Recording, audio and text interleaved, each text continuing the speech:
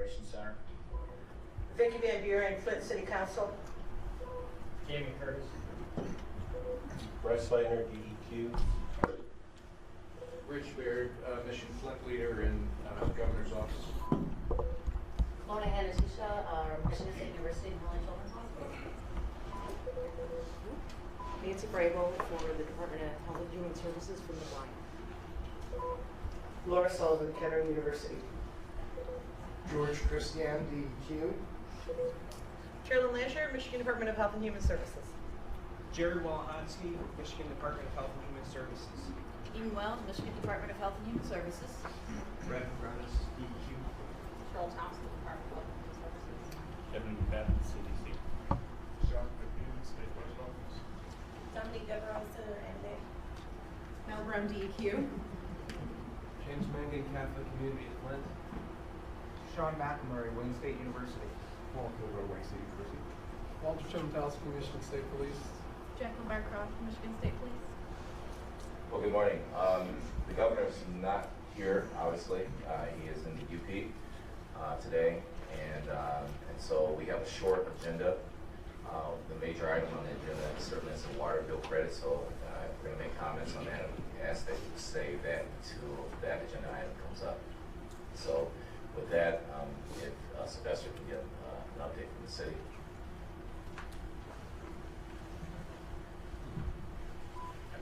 Actually, I don't have an update this morning. I'll just say good morning, everyone, and it's really good to see everyone this morning. Mark, on behalf of Just a quick update. We are going into restaurant licensing inspection time, so as part of outreach to increase information about the Flint Medicaid waiver, we're going to be doing a push to the restaurants in Flint. There are over 200, and we suspect there are many employees that may qualify for the Medicaid expansion that's available.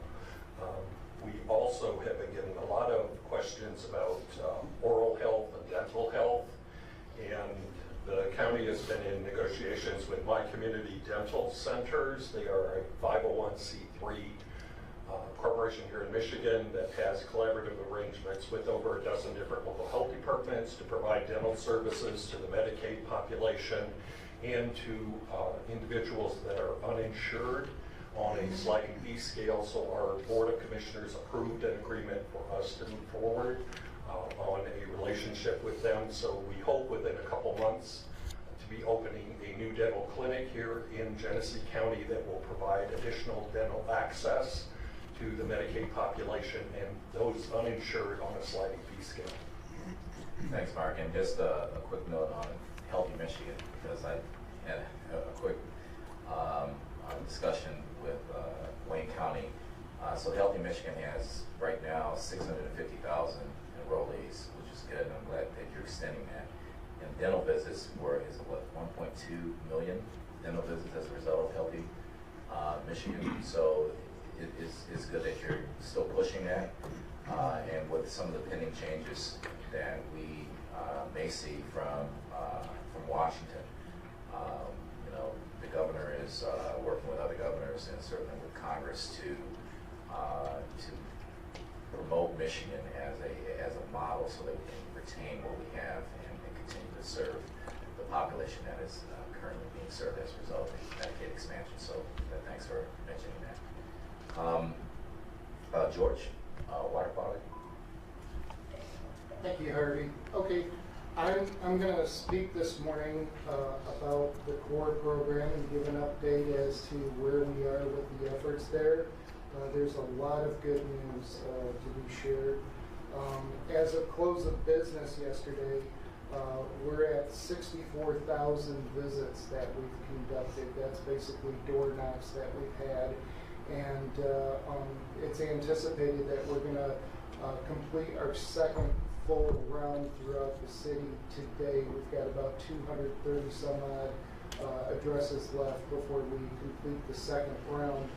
Out of those 64,000 door knocks, we've had about 19,000 completed visits. So that's actual conversations that we've had with residents and opportunities to provide the full core curriculum.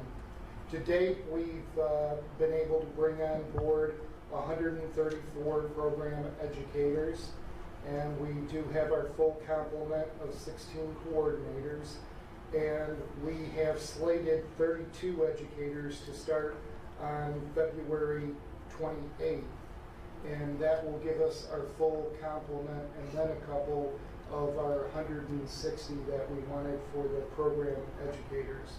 Along with that, we're going to be, or we have expanded the program to operate 7 days a week now.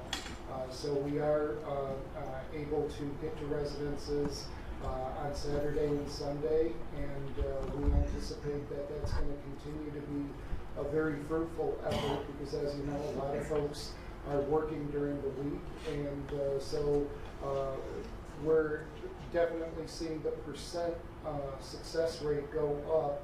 Currently, if you would do the math, we're standing at about 29% of when you look at door knocks versus actual conversations, and that's up quite a bit from where we started, which was basically in the low 20s. So it's moving up, and we're very glad to see that.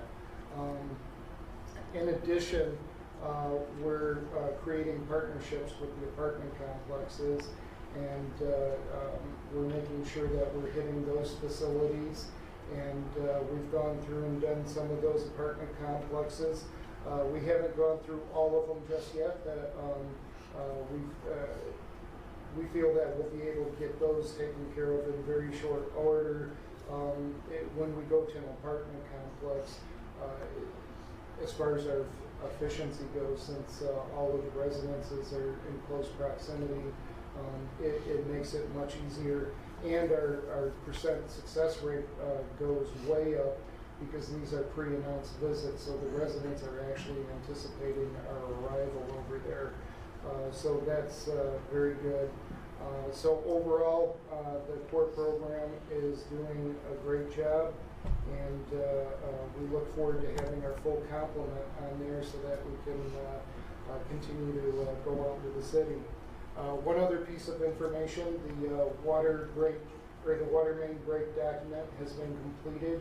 It's out for printing. It's anticipated that the printing job will be done on Tuesday, and then we'll be able to have that available for distribution. Any questions for George? Dr. Sullivan.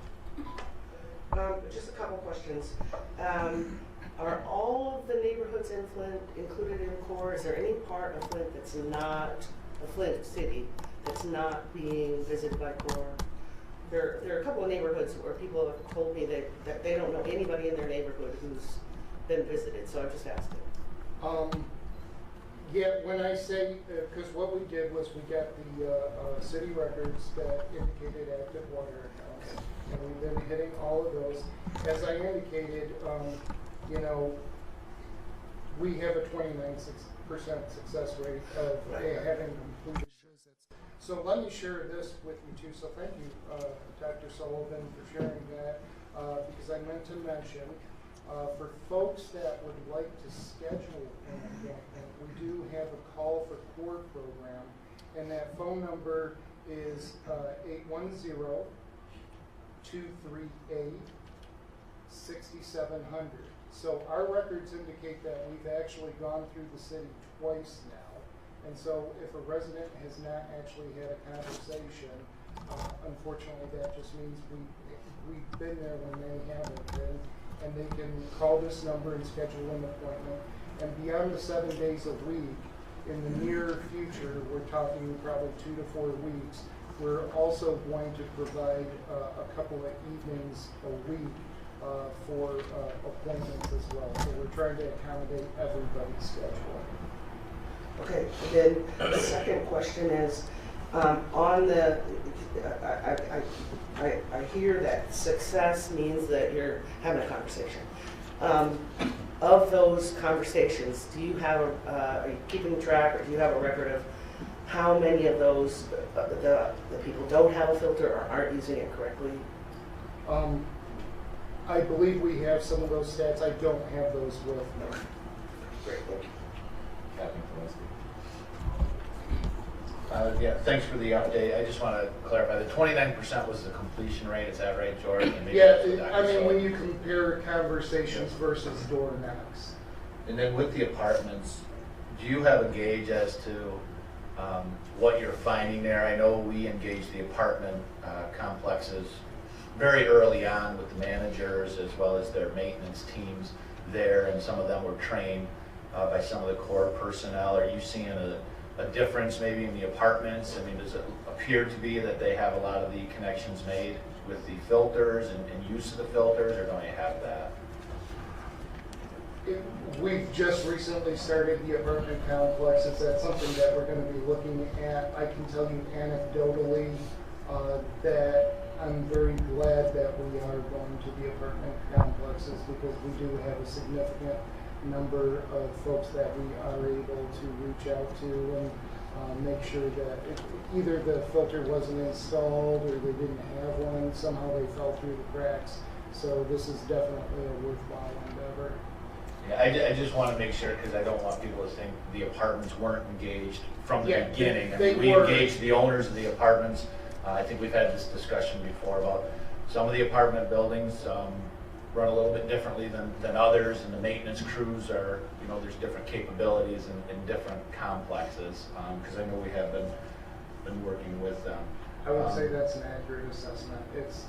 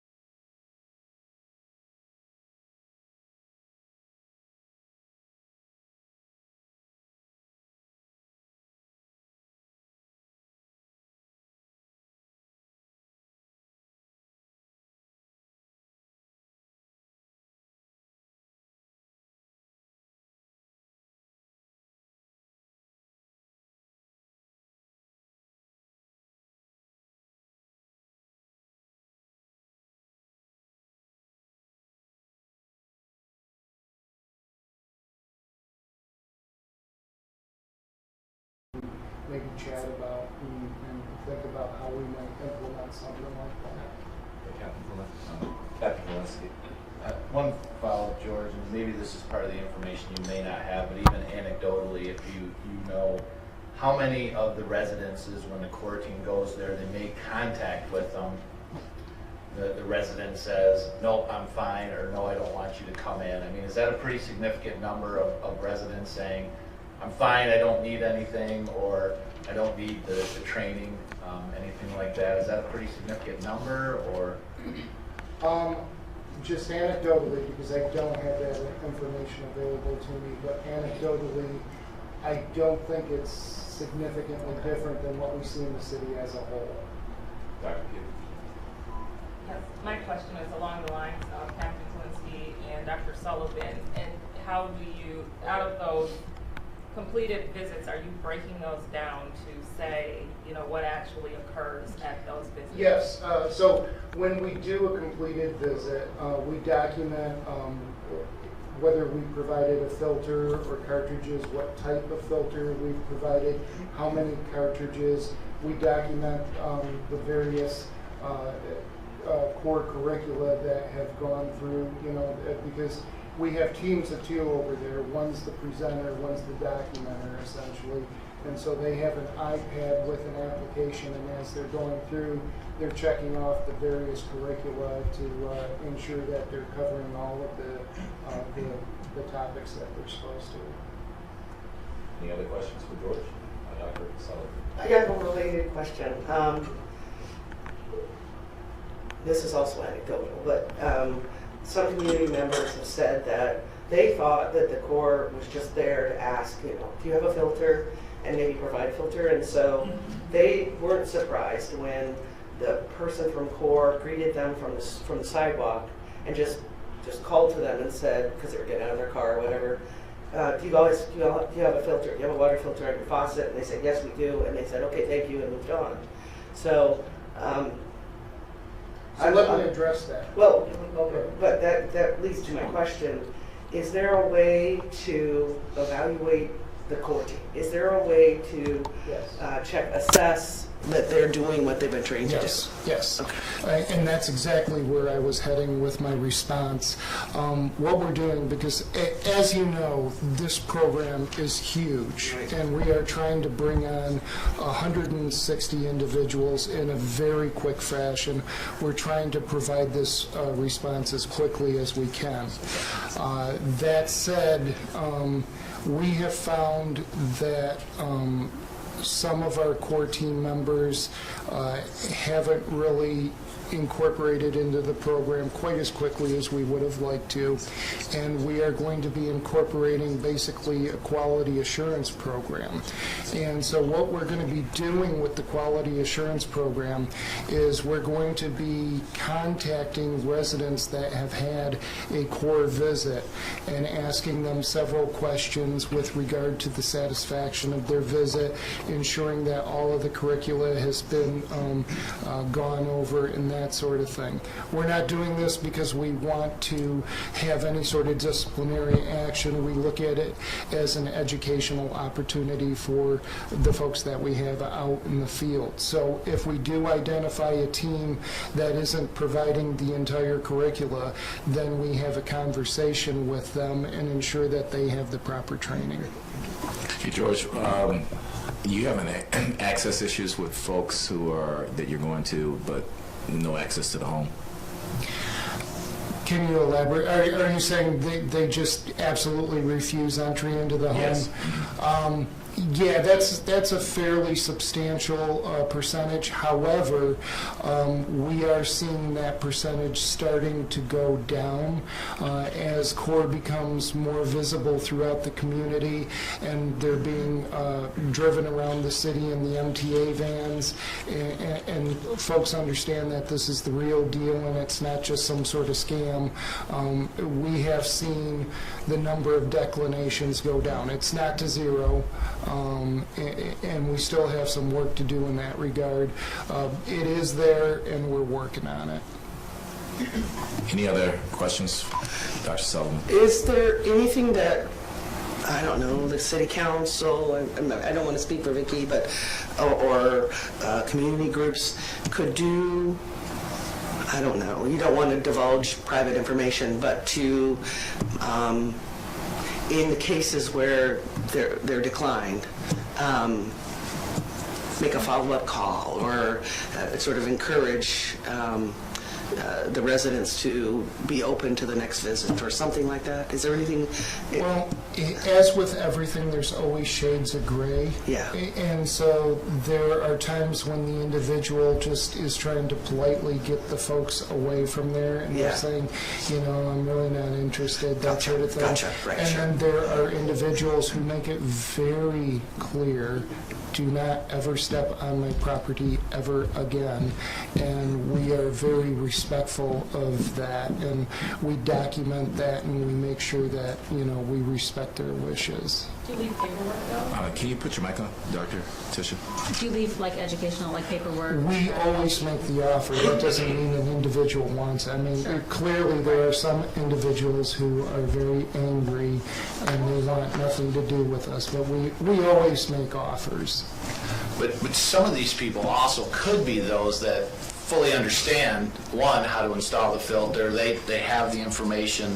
I mean, that's also some of these people that could say, I'm all set, thank you, but... Yes, and that's a different category of declination. Okay. And in our comments section on the application, we try to capture the essence of that. So if they say, I really understand it, I get it, thank you, please spend your time on somebody else, that is in the comments section. So like I said, there's a whole myriad of, declinations. It's not just a yes/no checkbox.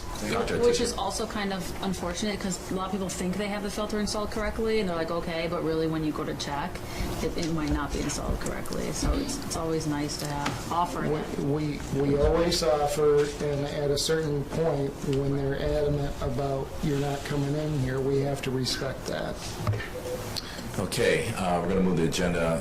We were joined by a retiree, Dr. Reynolds, so good to... I already had it. Good to see you.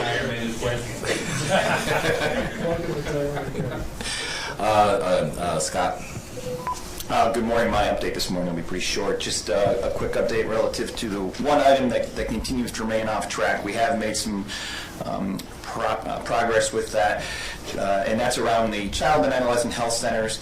Northwestern Beechard and Richfield are now open. It's Kersley, which is going to be open later this month, and Carmen Ainsworth will begin later this year. So of those, that's on the child and adolescent health center side. Working on the hiring for Kersley at this point, and then as I indicated, Carmen Ainsworth will be later this year. But again, we continue to make progress with that, thanks to HHS and our friends from GISD who are working together on that to make that happen. On the Flint Action Tracker website, from the last time I reported to this group, we have made the updates from December and January data for those groups that have been able to provide us information. As I mentioned in the past, there are some of those data points are a data lag, just by virtue of how the information comes in. But if you get a chance to go on the Flint Action Tracker website, again, you can Google it, flintactiontracker.com, and you'll get to it. You'll see updates now from November, December, and January for the majority of the metrics, not all, but the majority. And and then we should be updating February here towards the end of this month again on some of the data metrics. Subject to your questions. Yes, Dr. Tisha. So with the new budget that was just proposed, is there a way to check on this tracker what is going to be continued to be funded and or not funded? So Jacques McNeely, who is the state budget officer representative who's here in the room, him and I speak fairly frequently on my website links to the state expenditure tracking on the budget side, and as a matter of fact, that was a conversation we had with Dr. Sullivan at last month's meeting. So the short answer in terms of how those monies are going to be apportioned or allocated, those programs are going to continue across what you're going to see on the Flint Action Tracker website. There's nothing that's coming off right now relative to those data points that are on there. So does that answer your question? Sure. I guess the concern is the long-term maintenance of this funding and the sustainability of these programs. So it'd be nice to have like an end date if that is known, but I understand that things operate on the fiscal years and that's unknown. But that's the biggest concern that we have. We have so many great things happening, but will they be able to be maintained for years to come, which is what's needed. Nancy? Our budget recommendations for 2018 include almost everything carried forward. And it's before the legislature right now, so we'll see what they do with it. But the vast majority of the programs we've implemented this year are carried into 2018. Does the website, the tracker website, and I'm not sure if Jacques or you, Nancy, can answer this. So when you have an expenditure, do you show the available date of those dollars and the end date? And so in other words, what I'm saying is that if this is legislatively driven, you can show the monies available between fiscal year October 1 and this. I mean, does it disclose that? I mean, I'm not sure if that gets at to what Dr. Tisha was saying. I just want to clarify that. Mike? I understand what you're saying. My concern on that is we'd have to be very careful how we phrase end date. Because we appropriate on a fiscal year cycle, what we're talking about right now is next fiscal year's funding. If you call that an end date, you're applying its ending, and it's not. It's just the only authorization we would have to date. Well, in addition, those are our recommendations, and the legislature has to act on our recommendations. Is some of the funding that's on the tracker, is it all state appropriated funds, or are there other grants or things associated with it? So there's different essentially pots of money, Harvey, that exist to support all the different initiatives that are happening in Flint. And whether it's the Michigan Strategic Fund, whether it's legislatively appropriated funds, some of those are federal funds that are coming down through on the MDE side, and so they go directly to the ISD. So it's not necessarily as clear cut as what you're asking, Harvey, in that capacity. What we haven't done in the narratives on the website is necessarily explain the tie back to the fiscal, to how it's being funded. That was not something that the community, when we were having the discussions around the website itself, and when they were asking questions about, and when we were asking them what they would like to see, that wasn't something that we got feedback on just yet. What we're doing right now, we're in the process of updating our targets for 2017. And we're working with the departments in the city on what any new targets should be on those, what we call key outcome indicators. And so if you go to the page, you'll see that at a glance side, and that's kind of the first. When you click on a tile, you open it up and it goes to whichever topic area you jumped into, and you'll see a target on there. And so we're working with the departments right now to refine if any of those targets should change based upon what we know relative to either fiscal resources availability, or if we need to increase a target or lower it just based upon, by way of example, the Medicaid enrollment. The first year it was a large target because of the size.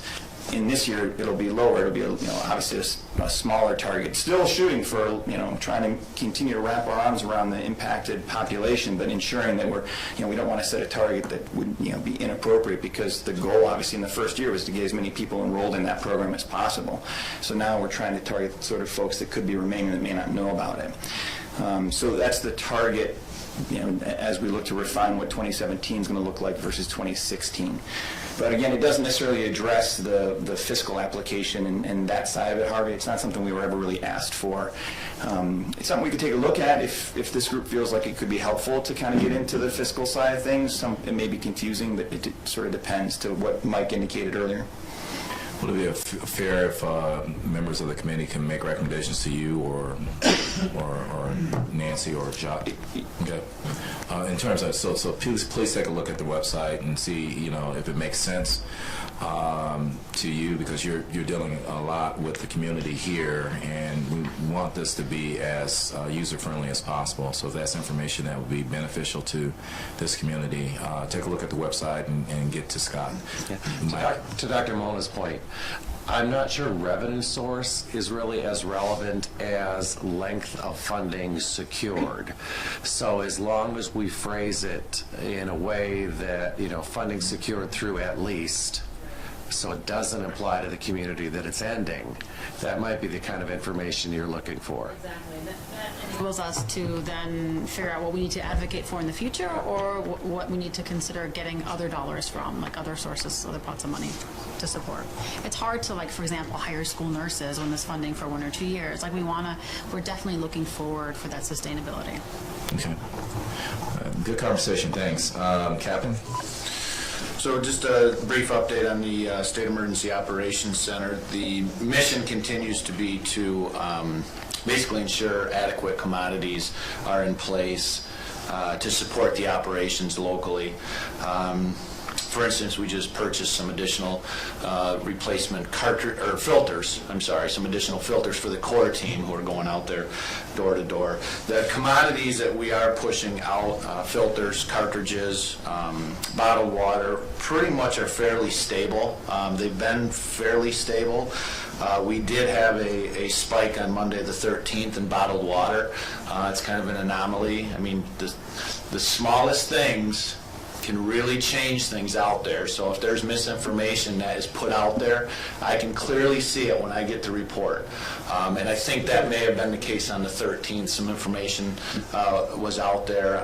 There's a number of things that can drive that, but we definitely saw a spike in bottled water that was out there. But we were able to make sure that we had the commodities. But things have kind of gotten back down to normal. I am seeing filters, now not the replacement cartridges, the actual filters at the points of distribution. We've seen a decrease in the burn rate out in the pods. Part of that is because we've pushed out a tremendous number of filters, the ones that attach to the sink, and of course we have the core team now going out there with filters and installing them. So I anticipate a continual decrease in the number of filters at the pods, and I can tell you it's I think we were just, I mean, it's a very low number. Cartridges, on the other hand, the replacement cartridges, that's a little bit different, but again, that has stayed fairly stable. And I believe everything else has been covered. Any questions for Captain Talinsky? Dr. Tisha? So somebody asked me this random question. What are we doing with the replacement cartridges that are spent? Which so they've been, which have leaded them. So yeah, so those have been part of the recycling program from the get-go. So we have been recycling the cartridges and the bottles from the get-go. I can't answer what the recycling companies then do. I mean, there's probably a very lengthy process to this, but I know that's been a part of our process. Now, I mean, I think we all would agree not every one of them is being recycled, but some of them potentially are going into landfills and things of that nature. But that's a process outside of my area of expertise. Dr. Reynolds? Yes. As far as the water goes, would it be safe to assume that we'll be on bottled water and filtered water till 2020 at the latest or at the earliest? And are there plans to continue warehousing water, filters, cartridges because of those recent announcements? Well, I think we have to be very careful when we combine bottled water and filter use in the same sentence. They're two very distinct, separate things. And again, I would look to the environmental quality experts, but when you're talking about filter use, based on the information I've heard in the past, that has to do with more the replacement of pipes and knocking particulates free. So that's why I say they're separate things. With bottled water, those are discussions that are ongoing at other levels, so I'm not going to give an answer as far as how long that's going to go on, but from what I understand, the filter use is going to continue as the pipes are being replaced. Bottled water, though, I think is potentially a different story. Well, the issue is beyond just particulate lead being disturbed. It's also the issue of the new water plants, if and when they come online, and the change in water source and testing for a period of time. Has that been put into a calendar so that plans for the next probably 3 years at least are made? I just want to make sure I understand, Dr. Reynolds. So the planning assumption is that these tests are going to come back unfavorably. Is that? No, the testing hasn't started, so one can't say everything's going to be fine. There's the startup time that's required. What is it? The environmental guys, is it 3 months or before the water is actually put in the system, and then when the water is put in the system? Is there a timeline for all this that we can communicate as opposed to getting bits and pieces from the media? Because right now that is our source of information, but there's no official document that shows on this day this plant will come online. On this day, the water source will change. On this day, the testing will be concluded, at least for the plant. On this day, the water will actually be put in the system. And after this time, there'll be sufficient water quality testing for us to say that the system is stable. So I'll answer my piece of it, and then I'll let somebody else on some of the timelines. So from the State Emergency Operations Center standpoint, if I'm advised by other state agencies or anyone, in my chain of command above me that they need bottled water, my job is to get that bottled water. So in that regard, I would say if commodities, no matter what those commodities are, if they're needed, and that's something we're going to be pushing out, then I'll find them. As far as timelines when it comes to the plant and testing, that's really outside of my lane. But that information very much can drive what I do. So I defer to DEQ if they have any input on that, not to put you on the spot. But No, so the EPA order has timelines built into it. And maybe the city wants to respond to this, but on March 1st, they have to respond to the EPA order, and included in their response is a timeline for all of these things that Dr. Reynolds said, how long the testing is going to occur and all those kind of things. And so the city is evaluating different sources and different options as we speak. And so that will be in their March 1st submittal. But in short, yes, there will be a timeline, and it will be part of that submittal. So. And I bring that up because that may reduce or increase some of the anxiety, but at least people will be informed. And, you know, as I open today's paper and see that the county water plant may not have the capacity to provide for the city of Flint, and we all may be on Great Lakes Water Authority water for an undefined period of time. I'm concerned as a property owner and consumer of water and pediatrician. Fair enough. Sylvester. Yeah, I think Dr. Reynolds raises a really good question, and at the last Mission Flint meeting that I attended, there was considerable conversation about communication, and I think we were really talking about how do we make sure that people get up-to-date information, and so hopefully we'll be able to continue that conversation. But I think it's extremely important that this body as well as Mission Flint think critically about how to get that information out to people so that it's not coming from what I'd like to call an uninformed media source that's just seeking a story. Okay, we have 3 subcommittees that are still active, and we'll start with the infrastructure. Bryce? Yep. So I gave you all this handout on the Water Infrastructure Conference, which is going to occur here in Flint, March 7 through 9. And, you know, this came as a result of a recommendation from the FWICC to use the Flint water crisis to highlight the need for infrastructure improvements, not only here in Flint, but across the state and across the country. It's shaping up to be a great conference. We're not going to meet again as a body before the conference, so I want to remind you, first of all, to register. You need to do that online, and the link is in this little brochure here. If you need any assistance, let me know. But day 1 is primarily policy-type presentations, so the mayor and the governor are going to speak, and that's the nature of that afternoon. The next day, day 2, is primarily engineering, technical, scientific presentations. Day 3 is primarily community outreach. In fact, Dr. Pugh is going to lead a discussion on environmental justice on that 3rd day, and there's actually 101 workshops that are free to attend for any community member in the afternoon of that 3rd day, just to talk about the basics of a water system and a wastewater system, how they work, how water gets to your house. And so I'm really excited about the conference. A lot of folks have put a lot of hard work into it. I think it's going to be really great. We only have about 350 seats, by the way, and as of a couple days ago when I checked, over 200 people had registered. So if you want a seat, you need to get registered. So. Okay, and there is a website, so what's the website? So. Yep, the website's in here. Okay. And Stacy sent it out a few weeks ago as well to all of you. So. All right, Dr. Sullivan. I had heard that there was going to be some kind of a funding, scholarship, something available so that Flint residents could attend. There is some scholarship money available. That's correct. So if you or someone here has a need, you should make that known, but there is some money available.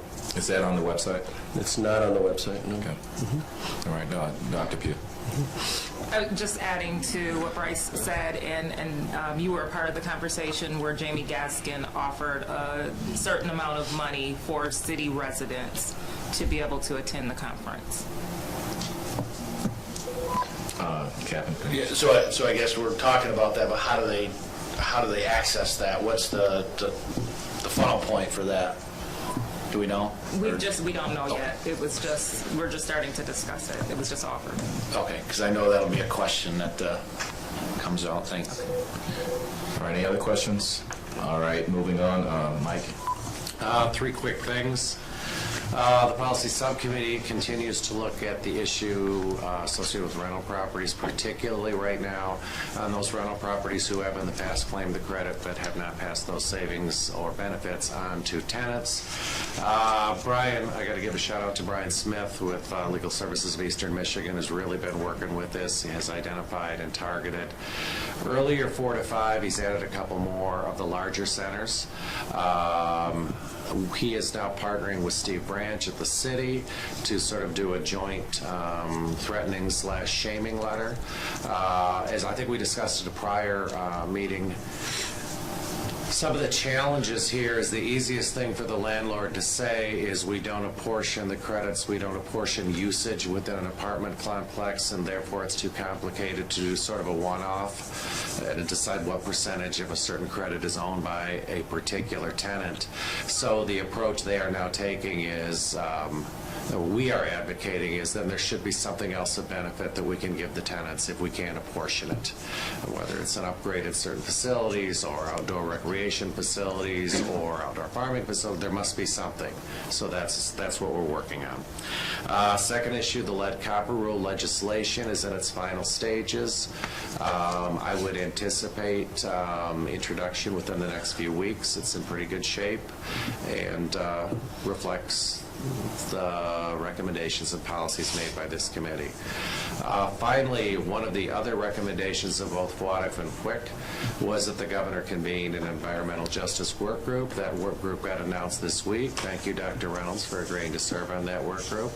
While we're on this subject of environmental justice, I would alert, I think it's fairly well known, but the Department of Civil Rights had a number of hearings around the city of Flint on this issue. Their report should be issued this afternoon at 2 o'clock. Thank you for the Department of Civil Rights and all the community members who put a lot of time and effort into that. And I think that report will certainly be added to the list of things that the Environmental Justice Work Group will be charged with reviewing. All right, any questions for Mike? The Water Rates Subcommittee continues to meet. We met on the 9th. Via phone, and we had a very good conversation. We're planning somewhat of a retreat for this committee, and we will be looking at subject matter experts to come in as well for this retreat. I'm not sure if it's going to be a 2-hour or half-day kind of retreat where we will go over some of the water rate basic 101 that Dr. Beecher will provide the group, but then we'll get into the recommendations piece of what we can do reasonably within the state, particularly with Flint, but the recommendations will be made statewide as well. So if you have, for those members of the subcommittee, if you have subject matter experts that you think should be there for that, please contact Stacy, and she will make sure that we include them in terms of the invite. So that is March 17th. We don't have a specific time yet, but that we'll disclose that to the subcommittee members once we nail that time down. So that's that report. The next, any questions on that for the water rates? Will the Blue Ribbon Commission report that was drawn up in Detroit ever be reviewed at FWICC, since there may be some significant policy issues that were discussed and recommendations made that may be applicable to the whole state? Absolutely.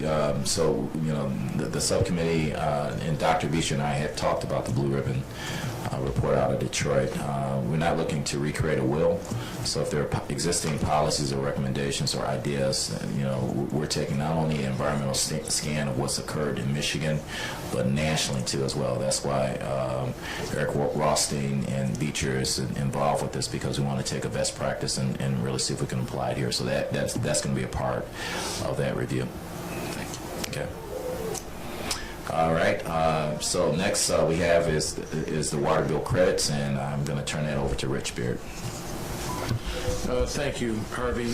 So it's always tough to convey messages that reduce or eliminate something that people have enjoyed or people want or people need.